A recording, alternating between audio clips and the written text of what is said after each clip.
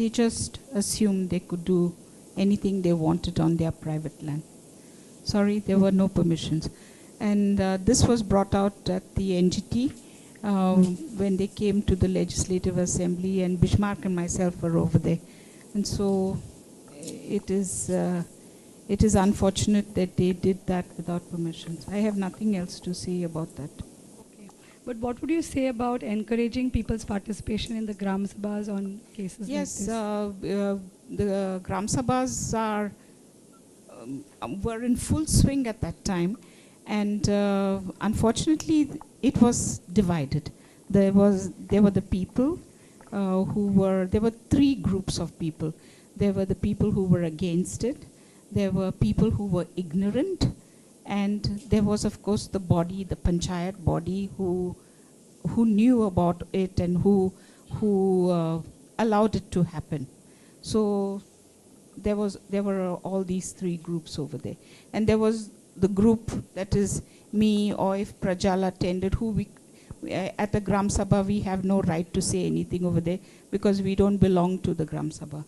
So there has been Gram Sabha participation. Talula, can I interject? I just want to take what Vinayak said, and I think that is at the heart of our real conundrum as far as saving the environment and saving Goa is concerned. Somehow, we on this side of the fence have not been able to give the economic spin to environment. So this is something that I've been saying from the GBA days and through the draft regional plan and all the rest of it.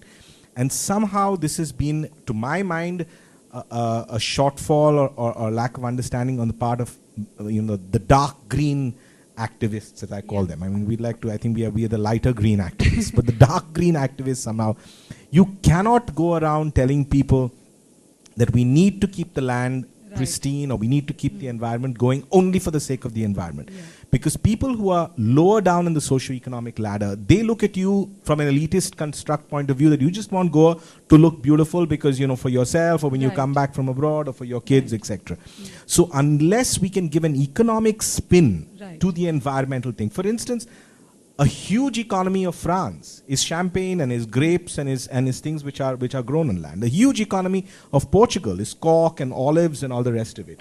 So now, unless we drive, and for this cannot come from policymakers or citizens or activists. This has to come from people with money, and the one who's the richest in this place is Armand Gonsalves for the moment. But otherwise, so in this room at least. So the point is, what I'm trying to say is that we need people with money in Goa who say that they love Goa. And let's put down names. Let's even name names there. So let's say Avadut Timlo, or Dattaraj Salgaonkar, or Srinivas Dempo, who are otherwise, in many eyes, the bad boys because they're involved in mining. But they're the ones who've got the money, and they allegedly love Goa. Most of the companies so why is it that we don't get these guys with a lot of money, with the technical know-how, with all the sort of savvy, the business savvy that is there, to invest in environment-friendly models of development in Goa and sell that? So your produce that you grow, for instance, we've got a port that is ready. So instead of taking coal out from here or taking ore out from here, let's take produce out from here and export it. But we need these guys to get on board. So somehow we are at war, activists versus the corporate world, activists versus industry, activists. It's always everyone versus everyone. So if we can give an economic spin, get to some kind of basic guidelines where everyone agrees, industry agrees, housing agrees, environmentalists agree, activists agree. So this is the way we are going to develop it economically for all sections of Goan society, and this is the way we are going to preserve our land. Then we'll have a solution, and we'll have a political solution, because I told you, at the end of the day, politics is about money. Politics is about economy. So if you come and give a moral science lecture to your voters about the environment, they're not going to vote for you. They're going to vote for the guy who allows them to make money, most often illegally, or the one who funds them or gives them money gratis. So we have to have an economic model with environment, not against environment. And for this, we need people with money and who are Goans or who profess to love Goa to start pumping money into those activities. So we need to define those. There's also another solution where, CSR can be tied into providing services to underprivileged areas. There are a lot of examples. One is in one of the countries, the mayor pays like the people living in slum areas, favelas, for collecting all the plastic. So they find value in collecting the garbage and giving it back. There's also this recent, slew of researchers, scientific researchers, who are now beginning to raise a voice where, ecosystem benefits can be provided to forest communities, because they are in a way helping preserve forests. So some kind of monetary value can be given to them. I think these are very good solutions that can be worked on. How we can use media to take the knowledge of issues and the value that we have in environment to the community.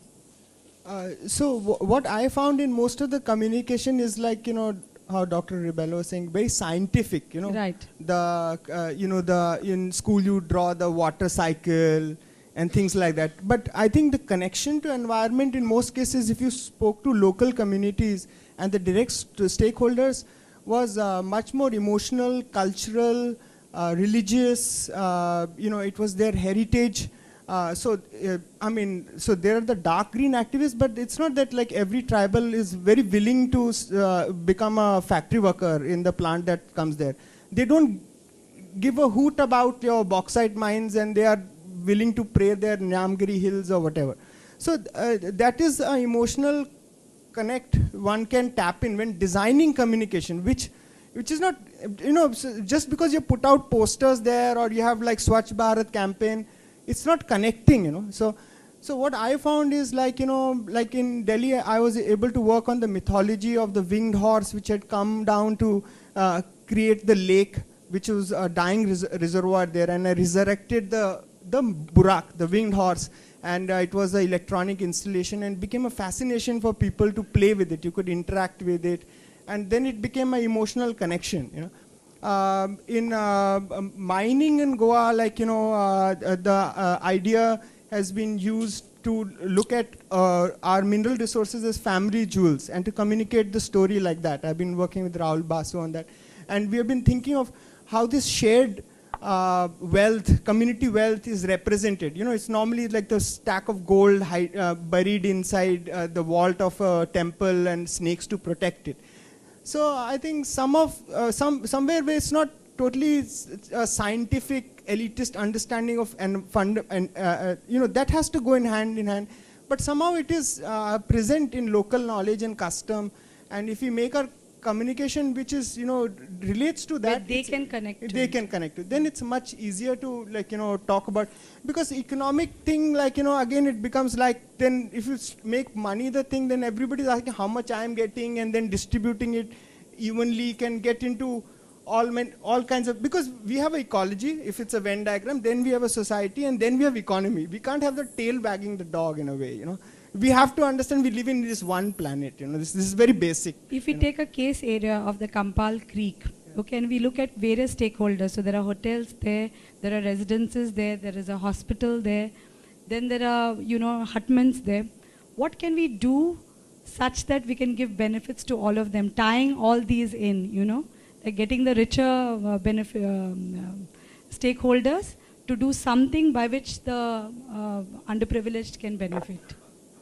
So just yesterday we had gone to the Kampal Creek in the morning, and I had the most wonderful sighting in my life. I saw otters, and it was surprising. And there was a pair, they were cuddling and loving and swimming back and forth. And there was a pup which was splashing out of the water and jumping, and we were just awestruck.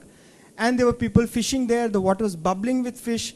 And we were surprised at how resilient nature is, And why would people buy tickets to go on vacations and observe nature in like wildlife sanctuaries when it's there in your backyard, And people are already paying for that, So of course, like Vinayak was pointing out, the Kampal Creek is very varied. So it goes through like this agricultural land, then it comes into where it enters the city is spectacular. The amount of garbage it is welcomed with, just truckloads, it's less water, more garbage. And then there are just some green pockets which are just amazing. And then it goes to this behind Vintage Hospital where these construction workers have set up temporary shanties and made little cabin toilets which are just emptying directly into the creek. So it has to be studied about, so there are different stakeholders having, different needs, and not everybody wants to do boating on the river kind of and sing a song. So I spoke to the construction workers there, and I asked them, like, is this bubbling a lot of fish? And she said, yes, we catch this fish and we sell it in the market. So it had become a little economy for them, There are people who are working in garbage management in the area, in the slums. And there's an artist, and she's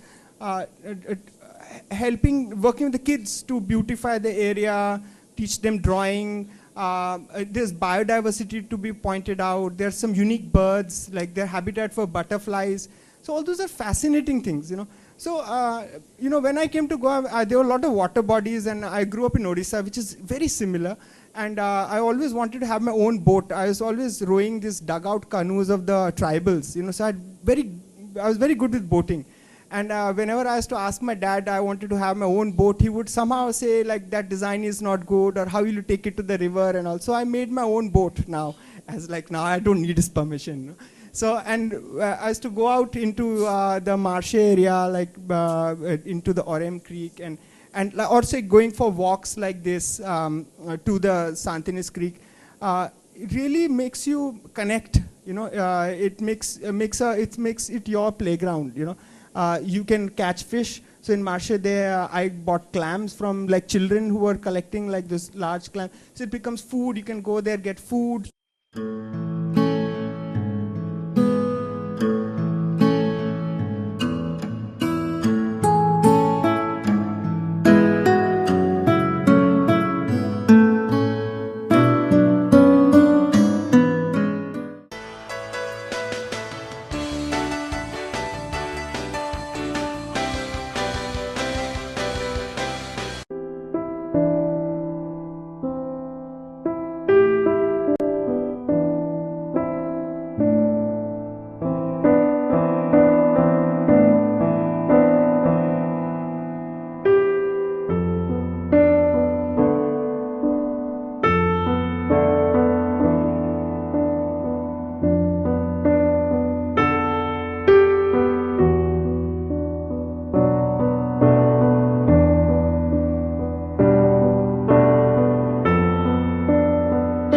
करती है मच्छर और malaria होती है। इसको काट काट कर मैंने कौन आने लगा, मन में सूख गया ये वाला।